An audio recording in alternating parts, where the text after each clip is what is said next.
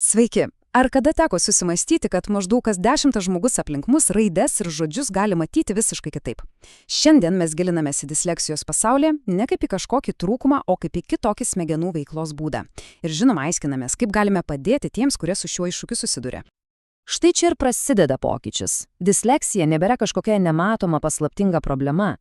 Dėl tokių technologijų kaip magnetinio rezonanso tomografija mes, tiesiog gila to žodžio prasme, galime pažvelgti į smegenis ir pagaliau suprasti, kas ten iš tiesų vyksta. Tai tikra revoliucija supratime. Gerai, tai kągi mums atskleidžia tie smegenų vaizdai? Ką jie pasako apie disleksiją? Tarptautinė disleksijos asociacija sako labai aiškiai. Viskas prasideda smegenyse. Tai nėra tinginystė ar, pabrėžiu, intelekto stoka. Tai tiesiog kitoks būdas, kuriuo smegenys apdoroja kalbą, ypač tos pačius garsus ir raides. Ir štai čia pats svarbiausias dalykas, kurį reikia įsisąmoninti. Disleksija neturi absoliučiai nieko bendro su intelektu. Garsūs išradėjai, menininkai, verslininkai turėjo disleksiją. Tai paprasčiausiai reiškia, kad smegenys kitaip, sujungia laidelius tarp raidžių ir garsų. Pagalvokime apie savo aplinką – mokyklos klasę, biurą, galiausiai giminės susitikimą. Statistika rodo, kad kas 10 žmogus susiduria su disleksija. Tai tikrai nėra kažkokia ir reta išimtis, tai reikšminga mūsų visuomenės dalis. Gerai, tai kaip atpažinti disleksiją? Kokie yra tie ženklai, kurie turėtų mums visiems, įžiebti perspėjimo lemputę? Disleksija, pasirodo, yra kur kas daugiau nei vien tik sunkumai skaitant. Tai gali pasireikšti ir netikėtų atotrūkių tarp įdėtų pastangų ir galutinio rezultato. Mokinys stengiasi, mokasi, bet vis tiek nesiseka. Arba, tarkim, lėtesnis informacijos apdorojimas. Šie požymiai padeda susidaryti daug pilnesni, visapusiškesnį vaizdą. O disleksijos iššūkiai, jie tarsi auga kartu su mokiniu. Pradinėse klasėse tai tikra kova su raidėmis ir garsais. Vėliau, pagrindinėje mokykloje, visa tai virsta kova su ilgais sakiniais ir painiomis gramatikos taisyklėmis. O galiausiai tai kova su sudėtingais tekstais, abstrakčiomis idėjomis ir nuolatiniu laiko spaudimu.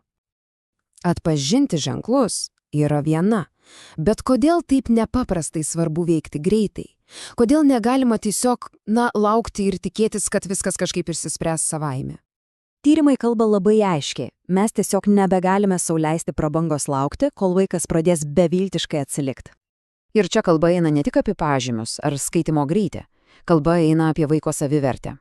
Laiku suteikdami pagalbą mes ne tik mokome skaityti, mes saugome vaiko pasitikėjimą savimi nuo tų griaunančių minčių, aš kvailas arba aš tinginys, mes tiesiog padedame vaikui suprasti save. Taigi, kaip konkrečiai galime padėti?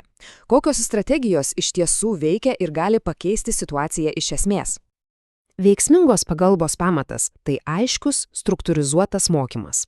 Pavyzdžiui, štai čia minimas multisensorinis metodas. Ką tai reiškia?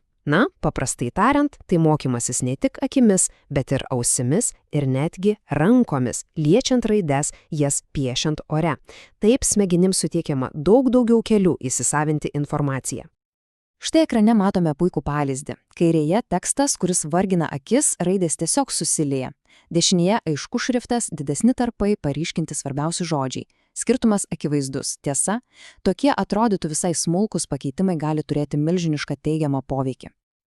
Pagalba nesibaigia vien ties darbo lapais. Kartais pakanka pakeisti požiūrį į namų darbus. Pavyzdžiui, vietoj to, kad būtų liepiama atlikti 20 matematikos uždavinių, galima duoti 20 minučių užduotims atlikti. Tai iškart sumažina stresą ir leidžia vaikui dirbti savo tempu, o ne jaustis priblokštam užduočių kiekio. O šiuolaikinės technologijos yra tiesiog tikras išsigelbėjimas. Tik įsivaizduokime, galima tiesiog padiktuoti savo mintis kompiuteriui, visiškai nesijaudinant dėl rašybos klaidų. Arba, kad knyga, kurią reikia perskaityti, gali būti perskaityta balsu. Tai atveria visiškai naujas mokymosi galimybės ir leidžia visą dėmesį sutelkti į idėjas, o ne į techninius sunkumus. Galiausiai privalome kalbėti apie tai, kas slypi giliau už bet kokių akademinių rezultatų. Apie mokinio emocinio gerovę, nes būtent čia laimimi, arba dėja pralaimimi didžiausi mūšiai.